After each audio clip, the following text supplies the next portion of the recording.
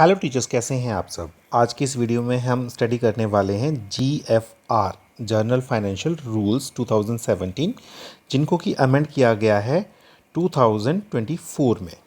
ठीक है, 10 जुलाई को OM जो है ऑफिस मेमोरेंडम निकालकर इन्हें जो है रूल्स को अमेंड किया गया है। सबसे पहली बात है, what are the GFRs? Journal Financial Rules. These are the compilation of rules and orders of the Government of India to be followed by all while dealing with the matters involving public finance. Public finance का मतलब है government money. अगर जो government money से कोई भी हम purchases करते हैं, उनका कोई भी एक्सपेंडिचर करते हैं, तो हमें GFR रूल्स को फॉलो करना होगा। In a move to streamline and modernize the procurement process, amendments have been made to the GFR 2017 via OM dated 2024, 10th July 2024। Basically OM में था क्या, regarding the enhancement of the financial limit of the procurement, कि जो पहले procurement की limit थी काफ़ी कम थी, जिनको कि बढ़ा दिया गया है। Now what are the basic कि किन किन चीज़ों को बढ़ाया गया है। फर्स्ट ऑफ ऑल, जो GFR रूल का 133 का 1 एंड 133 का 2, that is related with the repair works. तो सबसे पहले तो ये आ सकता है कि GFR रूल 133 और 133(2) किससे रिलेटेड है। So they are related with the repair work. Now execution of the repair work by the ministries and the departments can now be executed repair works directly up to 60 lakhs। पहले जो है इसकी जो limit थी कि directly आप repair work को execute करा सकते हो, दैट वाज 30 लैक्स, और अब बढ़ाकर कितनी कर दी गई मिनिस्ट्रीज़ के लिए, 60 लैक्स। उसके साथ साथ execution of repair work the PWO public works offices, जैसे CPWD हो गई, PWD हो गई, ये the ministries and the departments can assign a repair work up to 60 lakhs. Earlier it was 30 lakh. तो इसमें टेबुलर में देखेंगे कि भाई डायरेक्ट एग्जीक्यूशन जो था वो 133 के 1 में कवर होता था। पहले 30 लाख की लिमिट थी, अब 60 लाख की लिमिट है। उसके बाद execution by the public works offices, वो जो 133 के 2 पार्ट में कवर था, वो पहले 30 लाख था, अब 60 लाख हो गया है। ठीक है, इसमें हमें बहुत ज़्यादा इंटरेस्टेड नहीं आएगा, क्योंकि हम बहुत ज़्यादा जानना चाहते हैं जैम से रिलेटेड, क्योंकि स्कूल्स में हम मैक्सिमम जो प्रोक्योरमेंट है वो जैम से ही करते हैं, तो हमें उसी के रूल में इंटरेस्ट आएगा। उसके बाद हमारे पास है कि alternative awarding of the repair works, ये रूल 33 का थर्ड पार्ट है। Now limit of awarding works by the ministries and the departments to the PSUs। अब ज़रूरी नहीं है कि आप डायरेक्ट कॉन्ट्रैक्ट दें या आप पब्लिक वर्क्स ऑफिस से कराएं। अब किसी गवर्नमेंट की जो अदर ऑर्गेनाइजेशंस हैं जो कि ministry of housing urban affairs के द्वारा एफिलेटेड हैं, मतलब रिकग्नाइज्ड हैं, उनकी लिमिट भी बढ़ाकर 60 लाख कर दी गई है कि आप PSUs को किसी को कंस्ट्रक्शन को दे सकते हो। ठीक है, earlier the limit was 30 lakh, now the limit is 60 lakh. ठीक है, इसमें भी बहुत ज़्यादा मज़ा नहीं आएगा। ठीक है, अब क्योंकि जब तक जैम नहीं आएगा हमारी जो क्वेरीज़ हैं वो बहुत ज़्यादा शांत नहीं होंगी। उसके बाद है procurement for execution of works under open and limited tender. देखो, सबसे पहले तुम्हें यही समझना है कि open tender and limited tender. Limited tender में जो वेंडर्स होते हैं वो लिमिटेड होते हैं, open tender is to all. Limited tender में हम जो पहले से प्री अप्रूव्ड या प्री क्वालिफाइड या प्री रजिस्टर्ड जो वेंडर्स होते हैं उनके लिए हम ओपन करते हैं tender. Now open tenders for works costing 10 lakhs to 60 lakhs, the limit is 10 lakhs to 60 lakh में हमें ओपन टेंडर डालना है। पहले जो ये लिमिट थी हाफ थी, 5 लाख और 30 लाख। और लिमिटेड टेंडर जो आएगा हमारा for works costing less than 10 lakhs। ठीक है, it is less than 10 lakh, याद रखिएगा। ठीक है, it is not 10 lakh, it is less than 10 lakh. ठीक है, तो ओपन टेंडर की पहले लिमिट थी 5 से 30 लाख, अब उसे कितना कर दिया गया है, 10 से 60 लाख। बट यहाँ इंटरेस्टिंग क्वेश्चन है कि जो पहले जो लिमिटेड टेंडर था वो लेस देन 5 लाख था, वो लेस देन 10 लाख है। ध्यान देना, यही क्वेश्चन बनता है यहाँ से इंपॉर्टेंट क्वेश्चन, कि भाई जो है उसमें 10 लाख नहीं है, less than 10, less than 10 lakh है, लेस देन 10 लाख है लिमिटेड टेंडर में। ठीक, नाउ अब सबसे इंपॉर्टेंट जिसका हम वेट करते हैं, जैम। ठीक है, जैम के अंडर जो भी हमारी प्रोक्योरमेंट्स होती हैं they are govern by the GFR 149। GFR 149, इसको याद रख लीजिएगा। 131, 132, 133, और अब हमें 149 पे। Direct purchase limit increase to 50,000। पहले जो हमारी डायरेक्ट परचेज की लिमिट थी वो 25,000 थी, जिस वजह से जो मैक्सिमम ट्रांजेक्शन 24,900 के आसपास रेस्ट्रिक्ट हो जाती थी. Now the limit has been increase to 50,000. It is not less than 50,000. अगर आप 50,000 का भी कोई प्रोक्योरमेंट करते हो that is valid. Then higher value purchases, middle tier up to 10 lakhs. Earlier ये था 5 लाख.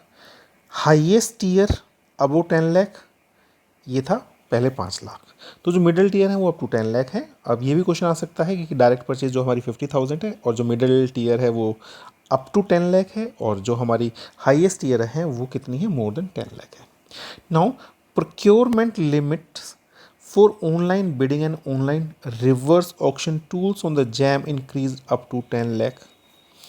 पहले जो है ऑनलाइन बिडिंग में और जो रिवर्स ऑक्शन होते थे उसमें हम 5 लाख तक का परचेज कर सकते थे. नाउ अब वो लिमिट हमारी 10 लाख है. अब देखो पहले की लिमिट क्या थी और अब की लिमिट्स क्या हैं. डायरेक्ट परचेजेस थ्रू जैम 25,000 था, now it is 50,000.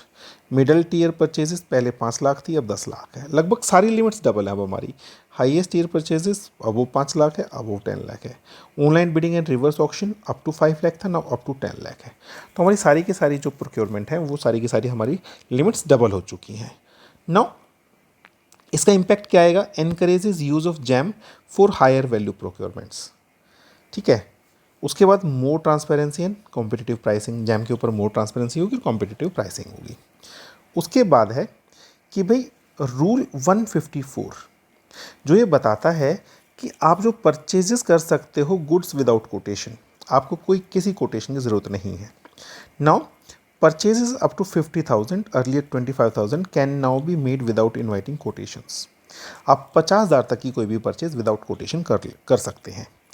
Purchases without the quotation, earlier it was 25,000, now it is 50,000.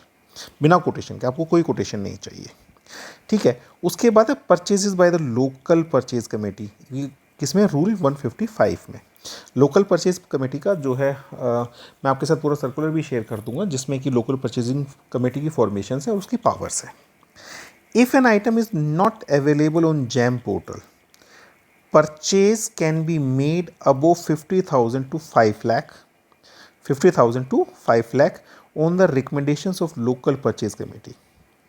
ठीक है. 50,000 तक की तो हम डायरेक्ट परचेज कर सकते हैं, लेकिन कोई चीज़ अगर जो 5 लाख तक की भी है तो मैं लोकल परचेज कमेटी के रिकमेंडेशंस पे उसको परचेज कर सकता हूँ if it is not available on jam.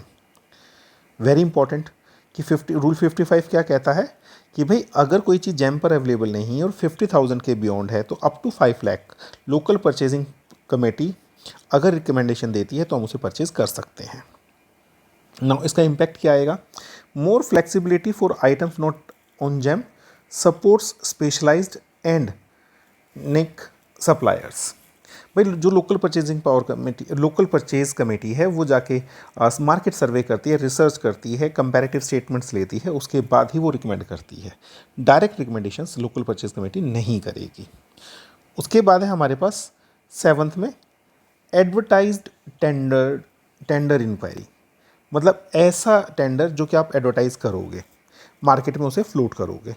That is again rule number 161 का पहला पार्ट.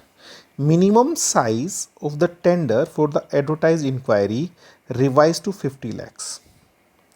कि वह 50 लाख या उससे ऊपर का होगा तो ही आप एडवर्टाइज टेंडर इंक्वायरी करोगे. ठीक है. पहले कितना था, 25 लाख, अब कितना है, 50 लाख. उसके बाद है हमारे पास लिमिटेड टेंडर इंक्वायरी. देखो वो था एडवर्टाइज टेंडर इंक्वायरी, उसमें ओपन था, anyone can apply, anyone can bid. अब यह है लिमिटेड. लिमिटेड जो है टेंडर इंक्वायरी वो रूल 162 के पहले और दूसरे पार्ट में कवर है. Limited tender inquiry method of procurement can be used for procurement of goods up to 10 lakh. Earlier it was 5 lakh, कि 10 लाख तक का हो सकता है. ठीक है. When the estimated value exceeds 10 lakh but does not exceed 25 lakh. 10 lakh से तो ज़्यादा है और 25 लाख से कम है तो 6 सप्लायर्स को हम इनवाइट करेंगे. लिमिटेड टेंडर इंक्वायरी में हम इनविटेशन देते हैं. ठीक है. तो सप्लायर्स को पहले हमें कितने टेंडर लेने पड़ते थे, 3, लेकिन अब कितने सप्लायर्स होंगे, 6. ध्यान रखिएगा. तो limited tender inquiry up to 5 lakh, उसको बढ़ाकर कितना कर दिया, 10 लाख. पहले कितने सप्लायर चाहिए थे हमें 3, अब कितने चाहिए हमें 6 सप्लायर्स चाहिए अगर 25 लाख है। तो इनवाइट सप्लायर्स, ठीक है, इनवाइट सप्लायर्स अगर वैल्यू जो है वो 10 लाख से ज़्यादा है और 25 लाख से कम है तो इसमें हमें 6 सप्लायर्स मिनिमम अब चाहिए। ठीक है, लिमिटेड टेंडर इंक्वायरी में हम 3 वेंडर्स से इंक्वायरी ले लेते थे। इतनी सी बात क्लियर है। अब चलते हैं अपने 9वें पॉइंट के ऊपर, ओपन टेंडर इंक्वायरी 162 का part 3। Open tender inquiry method for procurement of goods can be used up to 25 lakh. पहले 10 लाख था ओपन टेंडर में, अब कितने लाख है, 25 लाख है। इतनी सी बात क्लियर है। नाउ ग्लोबल टेंडर्स रूल 63, ठीक है, ग्लोबल टेंडर पहले जो है वो 100 करोड़ तक हम इनवाइट करते थे, अब हम 200 करोड़ तक कर सकते हैं। ग्लोबल टेंडर इंक्वायरी 200 करोड़ तक की हो सकती है। नाउ सिलेक्शन ऑफ कंसल्टेंट्स, क्योंकि बहुत सारे ऐसे डिपार्टमेंट होते हैं जिसमें कंसल्टेंट होते हैं। Selection of consultants through the quality and cost based selection, ठीक है, ये डिपार्टमेंट ही करता है।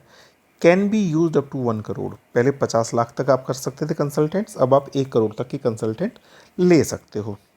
Then rate contracts rule 177, rate contracts can be made up to 10 crore for a period of 2 years, मतलब 2 साल तक आपके वो रेट्स कॉन्ट्रैक्चुअल हो जाते हैं। अर्लियर ये 5 था और 1 साल का था कि रेट कॉन्ट्रैक्ट्स पहले, अब आप कितने करोड़ तक ले सकते हो, ठीक, 10 करोड़ तक ले सकते हो, 2 साल तक के लिए ले सकते हो। पहले ये 5 करोड़ तक ले सकते थे और 1 साल के लिए ले सकते थे। ठीक है, अब ये कुछ क्विक फ्लो मेमोरी है। रिपेयर वर्क 30 से 60 लाख हो गया है। पीएससी ऑर्गेनाइजेशन भी 30 से 60 लाख हो चुका है। ओपन टेंडर, ठीक है, उसमें ये कितना हो गया हमारे पास, 5, 30, 10, 60। ओपन टेंडर हमारे पास कहाँ था, ये था हमारे पास, ठीक है, ओपन टेंडर इंक्वायरी। ठीक है, तो ओपन टेंडर इंक्वायरी में हम करते क्या थे, 5 और 30 लाख था, अब 10 और 60 लाख है रिवाइज लिमिट। क्लियर बात है। ओपन टेंडर ये रहा हमारे पास। उसके बाद है हमारे पास जेम में डायरेक्ट परचेज, पहले 25,000 थे, अब 50,000 है। विदाउट कोटेशन हम 50,000 तक ले सकते हैं। लोकल परचेज 2.5 लाख से बढ़ाकर हमारी up to 5 lakh up to है। ठीक है, ग्लोबल और जो कंसल्टेंट रेट और जो सब था वो सारी की सारी चीज़ें डबल हो गई हैं। तो ये था जीएफआर का एक जिस्ट। इस जीएफआर को हम अपने ऐप के ऊपर बिल्कुल ऐसे ही सारे जीएफआर के रूल्स को हम सेम मैनर में कवर करेंगे। जब एक बार हमारा जीएफआर कंप्लीट हो जाएगा तो हम सबसे पहले जीएफआर का जो है मॉक टेस्ट बनाएंगे। अब आप जब ये करते हैं तो सबसे पहले आप टारगेट रखिएगा कि अपनी एनईपी को कंप्लीट करें, एनईपी के जो है मॉक टेस्ट दें और अपनी कमज़ोरियों को दूर करें। जिस जिस एरिया पे काम करना है आप उस एरिया पे काम करें।